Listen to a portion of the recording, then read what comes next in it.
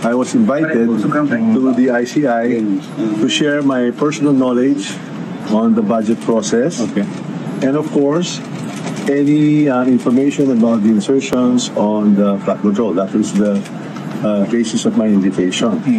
I'm glad to have shared any and all personal knowledge and information to the ICI because I want to help the ICI in this investigation. We want to support the investigation, the fact-finding, to resolve the issues surrounding the concerns of the ICI. Nagpapasalamat ako talaga sa member ng ICI that I was finally given an opportunity to share my side of the story. So, kumbaga sa ngayon po, it's about facts and evidence and hindi lang political noise or speculations. Kaya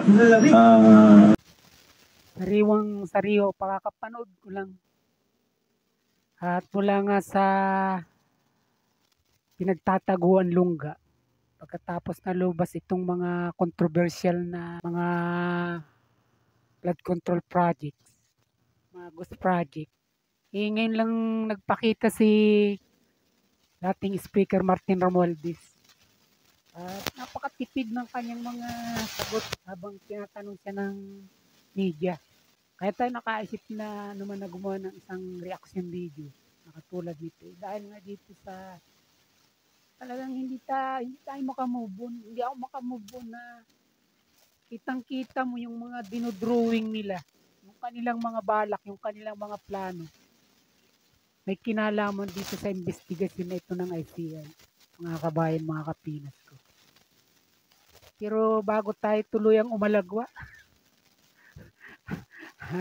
at kumawala itong ating tinitimping sama ng loob at mga hinagpis sa mga kaganapang ito isang magandang araw po sa inyong lahat.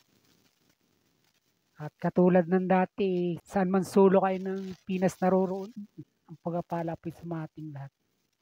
Siyempre, yung ating kahilingan parati, subscribe kung bago ka pa lang.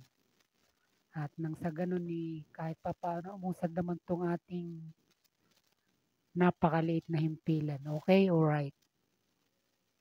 At tuloy natin itong re-reaction na natin to.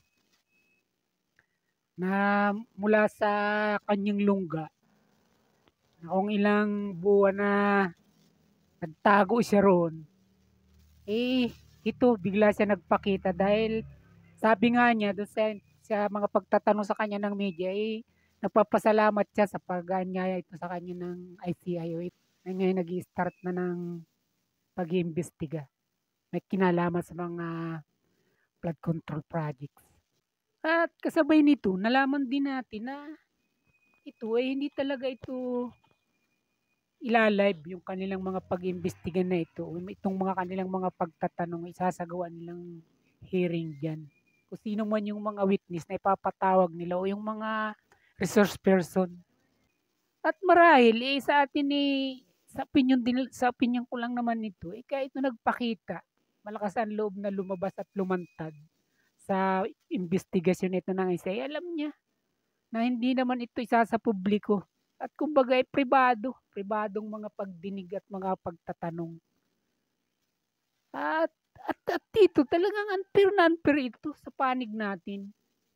Sapagkat kung ito ay nakatago sa mata ng publiko, halos alam na rin naman natin ang kalalabasan nito. Na yung mga tanongan nila ron, di sila lang talagang, ano ito malalaman ng publiko kung transparent ba ito? O may patas na talaga silang ginagawa. O talagang gusto nilang mapalitawin yung mga katotohanan dito. Paano ito malalaman ng taong bayan?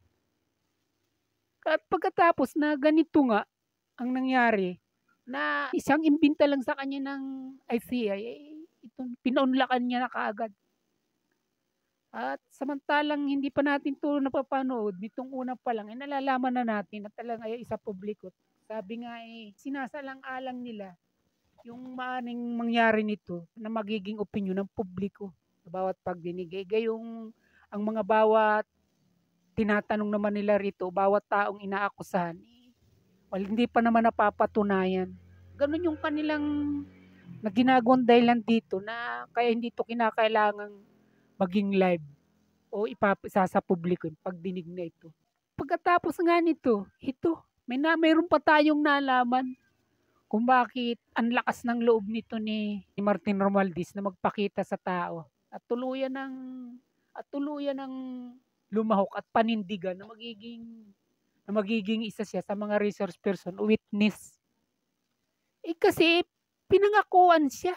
Bagamat wala pa naman sinasabing pangalan si Boying Remulla dito, si DOJ Secretary Boying Remulla na ngayon isa ng chairman ng ombudsman.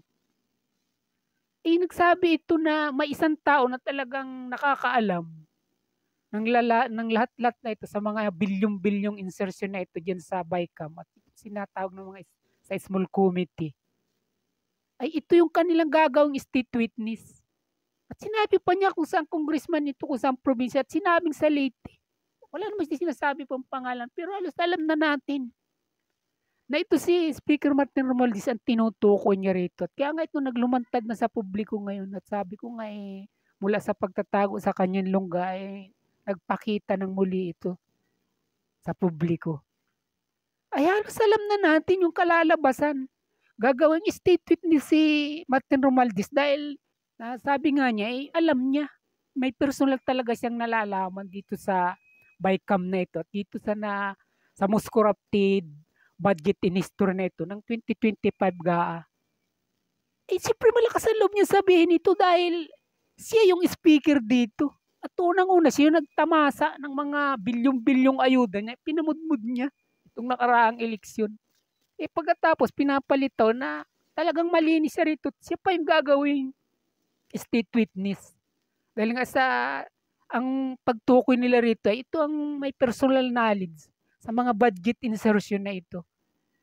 Paano hindi magkakaroon to ng mga personal na kaalaman para sa mga budget na ito? Siya nga ang gumawa nito.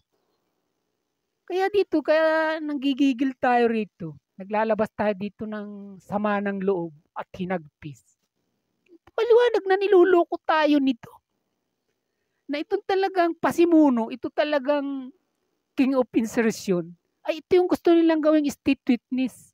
At kung ito nga naman yung state witness nila, ibig sabihin, lusot ito sa kaso. Basta't magtuturo lang ito ng talagang may nalalaman niya na may sala o may kasalanan dito sa mga maanumalyang mga budget na ito. At saka, ito nga pinag-ugatan ng mga pangungurakot, lalong-lalo na dito sa mga infrastructure project at saka dito sa mga flood control, mga kabayan, mga kapinas ko. Ay halos buong-buo na. Yung buong larawan ng ginagawa nilang ito. Sa tingin natin ay mukhang abstract pa. Pero alam na natin yung mga bawat kahulugan nito. At buong-buo ng bawat detalye ng larawan na talagang gusto nilang palitawin at ipakita sa tao. Ganyan yung ating basa sa ginagawang ito ni Pangulong Bongbong Marcos. Ginagawa niya ito dahil siya ang bumuo ng ICA na ito para mag-imbestiga nga at gusto niya papanagutin ayon sa kanya yung mga pasimuno, yung may kagagawan ng mga katiwaliang ito, labis-labis ng mga korupsyon na ito. Pero ito nakikita natin, mabuti pa kung halimbawa kung doon na lang kung doon sa infra o kaya sa Blue Ribbon Committee sa Senado. Kasi kahit paano doon, may nalalaman tayo, may natutuklasan tayo na bagamat ito ay nahaluan ng politika, talagang may marami dito, may mga katotohanan na tinututulan lang kaya ng magkabilang partido kung ano man yung mga bagay na hindi papabor sa kabilang panig. Pero ang katotohanan ay naroon mababasa na malilitaw doon. At kahit paano magkaka-idea tayo kung alin talaga dito yung totoo. Bangamat sila rito nagkakanya-kanya rin ng kung saan papabor o kung saan papanig. Yung mga ipinapaliwanag, yung mga kinukuha nilang mga testigo dyan. At ito, nung nakaraan naalala ko nung may mga vlog ako nito na sabi ko nga wala tayong asahan dito sa investigasyon sa Senado at sa Kongreso. Magdasal tayo, mag-pray tayo na baka meron naman tayong mahita at mapala dito sa binungang ito na ICA ni Pangulong Bongbong Marcos.